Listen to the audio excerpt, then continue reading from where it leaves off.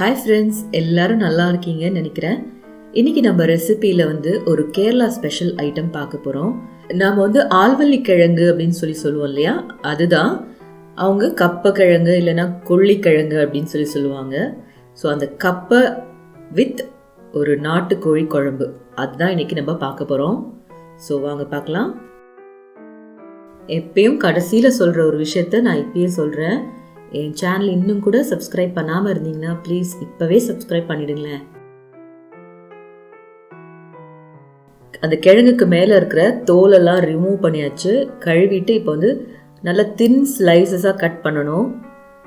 எங்கள் அம்மா சூப்பராக அதை அருவாள் மண்ணிலேயே கட் பண்ணிடுவாங்க. அதை கட் பண்ணிட்டு இருக்காங்க பாருங்கள். இது நம்ம எவ்வளோ மெலிசாக கட் பண்ணுறோமோ அவ்வளோ ஈஸியாக இருக்கும் அப்புறமா அதை ஸ்மாஷ் பண்ணுறதுக்கு. இப்போ இது எல்லாத்தையும் அரிஞ்சு எடுத்ததுக்கப்புறமா 2-3 தண்ணியில் நல்லா கழுவி எடுத்துடணும்.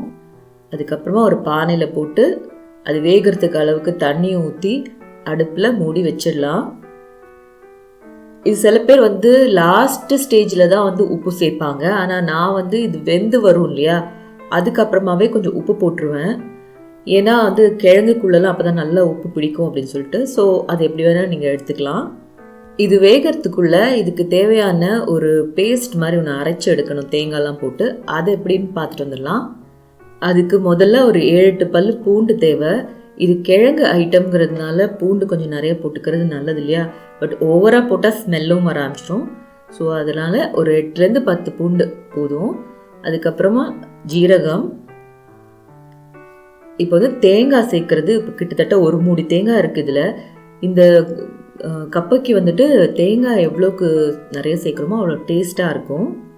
ஸோ தேங்காய் சேர்த்தாச்சு. அடுத்தது பச்சை மிளகா. இப்போ ஃபுல்லாக இந்த மிளகா தான் இருக்குது அப்படின்னா நீங்கள் அதே சேர்த்துக்கலாம். இங்கே நாங்கள் கேரளாவில் ஸ்பெஷலாக யூஸ் பண்ணக்கூடிய காந்தாரி மிளகான்னு சொல்லி குட்டி குட்டியாக இருக்கும், அந்த ஊசி மிளகா மாதிரி. ரொம்ப காரம், அது உடம்புக்கு நல்லது. ஸோ அது கிடைச்சதுனால அதையும் கொஞ்சம் சேர்த்துக்கிறோம். மஞ்சத்தூள் போட்டுக்கிறேன். லாஸ்ட்டாக கொஞ்சம் கருவேப்பிலை. இது எல்லாத்தையும் போட்டு அரைச்சி எடுக்கணும். ரொம்ப மையாக அரைக்கணும்னு இல்லை, கொஞ்சம் குறப்பாகவே அரைச்சி எடுத்துடலாம். ஸோ இப்போ இதை அரைச்சி ரெடி ஆகிடுச்சு. கிழங்கும் வெந்துருச்சு. வெந்த உடனே அந்த தண்ணியெல்லாம் நல்லா வடிகட்டிடணும்.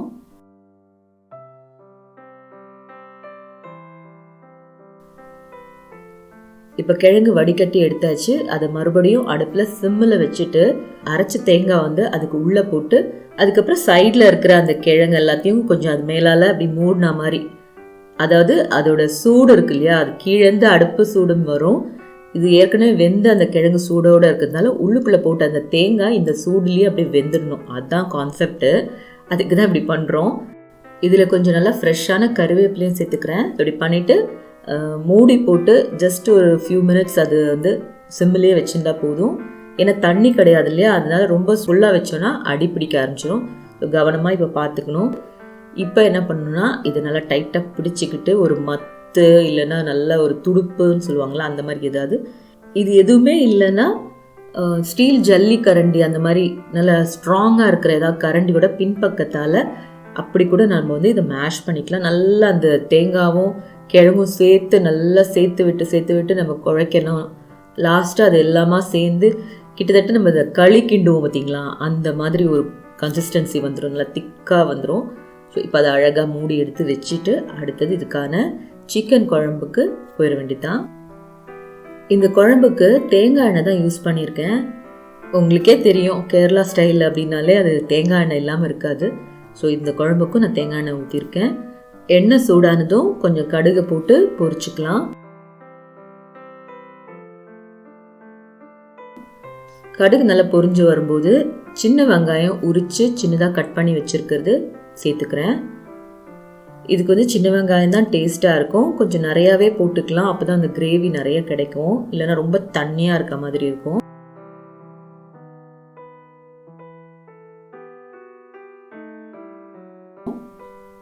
ஸோ இது நல்லா வதக்கிட்டே இருக்கிறேன். இப்போ கொஞ்சம் ஒரு பிங்க் கலர் ஆகுது இல்லையா, இப்போ கொஞ்சம் இஞ்சி பூண்டு பேஸ்ட்டை சேர்த்துக்கிறேன். கிட்டத்தட்ட ஒரு 2 ஸ்பூன் இருக்குது. இதோட பச்சை வாசனை போகிற வரைக்கும் இதையும் சேர்த்து நல்லா வதக்கி விட்டுக்கலாம்.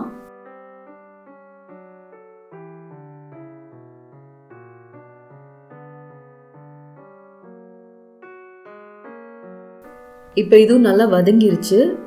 இனி இதுக்கு தேவையான பொடிகளை தான் சேர்த்துக்கலாம். முதல்ல கொஞ்சமாக மஞ்சத்தூள் போட்டுக்கிறேன், ஒரு 1/4 டீஸ்பூன் போல். அதுக்கப்புறமா காரத்துக்கு மிளகாத்தூள்,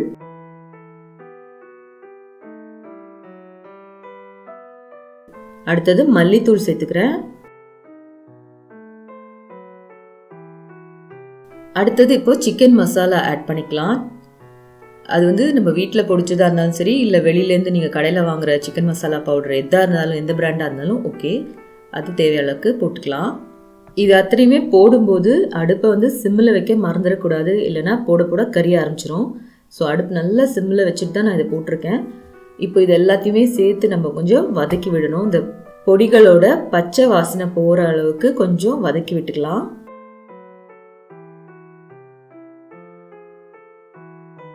இப்போ இந்த மசாலா பொடியெல்லாம் போட்டதெல்லாம் நல்லா வறுபட்டுருக்கு. ஸோ இனிமேல் கரிஞ்சிடாமல் இருக்கிறதுக்காக ஜஸ்ட் ஒரு கிளாஸ் தண்ணி முதல்ல சேர்த்து எல்லாத்தையும் சேர்த்து விட்டுக்கலாம்.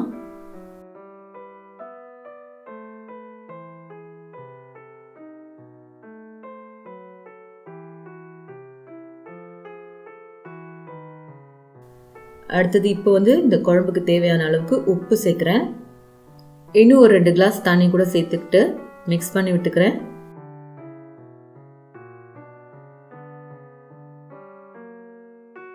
இதில் இப்போ கொஞ்சம் குருமிளகு தூள் சேர்த்துக்கிறேன்.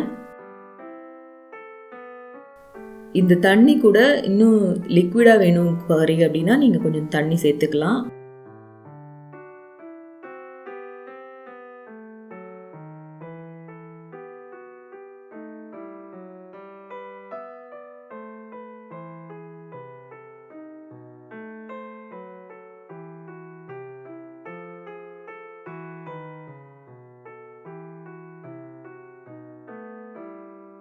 இப்போ இதுக்குள்ளே நல்லா க்ளீன் பண்ணி கழுவி எடுத்து வச்சுருக்க சிக்கன் பீசஸை போடுறேன். இது நாட்டுக்கோழி.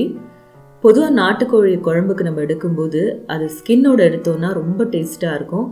பட் ஒருவேளை உங்களுக்கு அது பிடிக்காது அப்படின்னா அதை நீங்கள் ரிமூவ் பண்ணிகிட்டே வாங்கிக்கலாம்.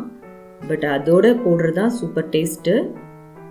ஸோ அதை நல்லா க்ளீன் பண்ணிடுவோம் இல்லையா, அதனால கவலை இல்லை. இப்போ இதை நல்லா எல்லாம் மிக்ஸ் பண்ணிவிட்டு ஒரு மூடி போட்டு ஒரு மீடியம் ஃப்ளேமில் வேக விட்டுடலாம்.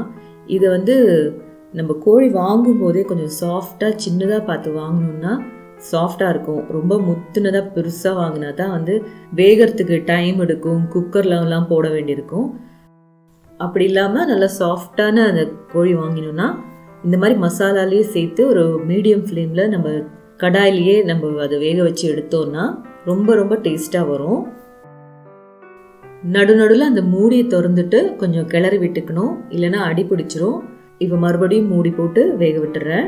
இது கொஞ்சம் வேகிறதுக்கு டைம் எடுத்துக்கும் தான், ஆனால் அது அந்த மாதிரி வேக வச்சு எடுத்தால் தான் டேஸ்ட்டும் வரும். ஸோ கொஞ்சம் பொறுமையாக தான் பண்ண வேண்டியிருக்கும். இப்போ இந்த குழம்புல நம்ம போட்ட சிக்கன் பீசஸும் வெந்திருக்கு.